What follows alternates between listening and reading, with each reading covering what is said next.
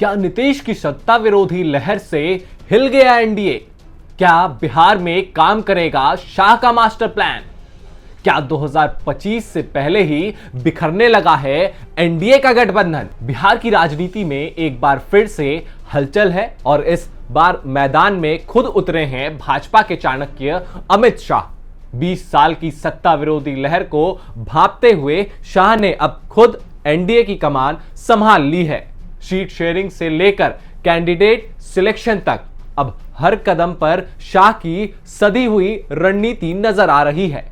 आज हम आपको इस वीडियो में बताएंगे कि क्या शाह की एंट्री से नीतीश कुमार की जमीन खिसक रही है, कौन से इलाके एनडीए के लिए सबसे ज्यादा कमजोर है और क्या 2025 से पहले ही एनडीए में बिखराव शुरू हो चुका है। नमस्कार, मैं ओमशील और आप देख रहे हैं यंग भारत न्यूज। अमित शाह बिहार दौरे पर थे और उन्होंने अपने 24 घंटे के बिहार दौरे में अपना अगला 2 महीने का जो बिहार चुनाव की रणनीति है वो तय कर दिया है। एनडीए के लिए एक बहुत बड़ी रणनीति तैयार करके गए हैं। अब सवाल यहां पर यह उठ रहा है कि जो चाणक्य नीति के लिए वो फेमस हैं और जिसके लिए वो लोकप्रिय हैं कि उनकी चाणक्य नीति बखूबी हर क्षेत्र में हर चुनाव में काम करती है, लेकिन क्या वो बिहार की राजनीति को साध पाएंगे सफलतापूर्वक? ये एक बहुत बड़ा सवाल है, क्योंकि जिस तरीके से अमित शाह का जो बिहार दौरा होता है उसमें अमित शाह नीतीश कुमार से भी मिलते हैं, एक होटल में वो मुलाकात होती है और इसकी भी काफी चर्चा होती है कि आखिर नीतीश कुमार से जो मुलाकात है उसके क्या कुछ मायने हैं, क्योंकि ये जो मुलाकात हुई वो इस चीज को स्पष्ट रूप से अमित शाह इस मुलाकात में नीतीश कुमार को कहना चाहते थे, जो कि अंदर से खबर आ रही है कि सीट बंटवारे को लेकर जो दावे किए जा रहे हैं वो उन्हीं सीटों पर किया जाए जिस पर आपके कैंडिडेट्स जीत के लिए आश्वस्त हैं। और जो भारतीय जनता पार्टी का जो संगठनात्मक जो सम्मेलन हुआ, कार्यकर्ता सम्मेलन हुआ, उसमें भी अमित शाह ने दो टूक कर दिया कार्यकर्ताओं को कि जिस क्षेत्र में अपने कैंडिडेट्स मजबूत हैं उनको और मजबूती दी जाए और जिस क्षेत्र में हमारे जो प्रत्याशी हैं वो अगर कमजोर हैं उनको भी अलग से मजबूती दी जाए और ये आश्वासन दिया जाए आने वाले समय में कि इस सीट पर भारतीय जनता पार्टी अपना दावा कर सकती है और यहां से वो चुनाव जीतने के लिए सक्षम है। लेकिन सवाल यह है कि जो अमित शाह का जो बिहार दौरा हुआ उसमें उन्होंने 2 क्षेत्रों को उन्होंने कवर किया और 2 क्षेत्रों में वो गए और वो क्षेत्र थे जो 2015 और 2020 और यूं कह ले 2024, खास तौर पर जो 2020 विधानसभा चुनाव थे और 2024 लोकसभा चुनाव थे, उसमें जहां जहां शिकस्त भारतीय जनता पार्टी को मिला, चाहे वो हम शाहाबाद की जितने भी सीटें हैं उसकी बात कर लें या फिर मगध की बात कर लें। अगर हम शाहाबाद की बात करें तो शाहाबाद के इलाके हो या फिर मगध के इलाके हो, वहां पर एनडीए को एक भारी शिकस्त का सामना करना पड़ा था और इस बार अमित शाह का फोकस सिर्फ इन दोनों क्षेत्रों को साधना था। दोनों क्षेत्रों में कार्यकर्ता सम्मेलन होता है, वहां पे अपने संगठन को कैसे मजबूती दिया जाए और अपने कार्यकर्ता का मनोबल कैसे बढ़ाया जाए, इस पर अमित शाह का खास फोकस था। और क्या कुछ रणनीति होने वाली है, क्या कुछ मुद्दा होने वाला है, यह भी अमित शाह ने बताया। क्योंकि अगर हम शाहाबाद की बात करें तो आपको 2024 के लोकसभा चुनाव की आपको याद दिलाते हैं कि 2024 लोकसभा चुनाव में शाहाबाद की जितनी भी सारी सीटें थीं वहां से एनडीए का सुपड़ा साफ हो गया। चाहे हम वो बात काराकाट की करें, चाहे आरा की करें या हो वो औरंगाबाद का क्षेत्र। अगर हम मगध में आ जाते हैं तो मगध भी कमोवेश वही स्थिति थी एनडीए के लिए। मगध के जिले गया की बात कर ले, अरवल की बात कर ले, जहानाबाद की बात कर ले, नवादा की बात कर ले, ये जो सारे क्षेत्र हैं इसमें कहा जाता है कि श्रवण वोटर्स भी हैं ऐसा नहीं है कि पिछड़े और अति पिछड़े वर्ग के ज्यादा वोटर्स हैं, इसमें सवर्ण वोटर्स भी एक निर्णायक भूमिका में रहते हैं। और अगर हम शाहाबाद की बात करते हैं तो शाहाबाद में भी राजपूतों का एक काफी अच्छा बोलबाला रहा है, लेकिन शाहाबाद के क्षेत्र में यह कहा जाता है कि कुछ सालों से भारतीय जनता पार्टी से राजपूत समाज उस क्षेत्र के नाराज चल रहे हैं। उसी को मजबूती देने की कोशिश अमित शाह द्वारा किया जा रहा है। लेकिन एक बड़ा सवाल यहां पर यह है कि जो अमित शाह 2025 की तैयारी में जुट चुके हैं और अपने कार्यकर्ताओं को यह आश्वस्त कर रहे हैं कि आपको अगर अपने अपने क्षेत्र में प्रचार करने जाना है, अपने अपने प्रत्याशियों को भी ये आश्वस्त कर रहे हैं कि अगर आप अपने अपने क्षेत्र में प्रचार करने जाते हैं तो आपको विकास का मुद्दा उठाना है, लॉ एंड ऑर्डर का मुद्दा उठाना है और मोदी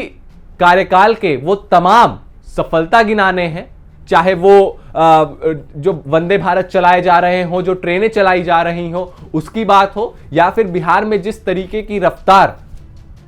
विकास ने पकड़ा है उसकी बात हो। और एक तरीके से इस दौरे से अमित शाह ने यह भी साफ करने की कोशिश की है कि एक चुनौती जो एनडीए के लिए सबसे बड़ी है वो है 20 साल के नीतीश सरकार की एंटी इनकम्बेंसी, जो कि सत्ता विरोधी लहर जो चल रही थी उसको लेकर एक खास फोकस है और उसी को लेकर रणनीति अमित शाह ने बनाई है और उसी के सिलसिले में नीतीश कुमार से भी बैठक हुई। अब क्या कुछ इससे निकलकर सामने आता है अब आने वाला वक्त बताएगा, लेकिन इससे एक बात साफ है कि अब बीजेपी के चाणक्य ने कमर कस ली है बिहार विधानसभा चुनाव की, और जितने भी सहयोगी दल हैं, चाहे वो उपेंद्र कुशवाहा हो, चिराग पासवान हो या हो वो नीतीश कुमार, वो सबको एक टूक कह देना चाहते हैं कि सीटें वही मिलेंगी जिन पर प्रत्याशी आपके मजबूत होंगे, चाहे वो जीताराम मांझी की पार्टी हो या फिर चिराग पासवान की। चिराग पासवान जो ये कह रहे हैं 43 सीटें उन्हें चाहिए, तो 43 सीटें वही मिलेंगी जहां पर उनके प्रत्याशी मजबूत हो। लेकिन सवाल यहां पर यह है कि चिराग पासवान लगातार ये कह रहे हैं कि हम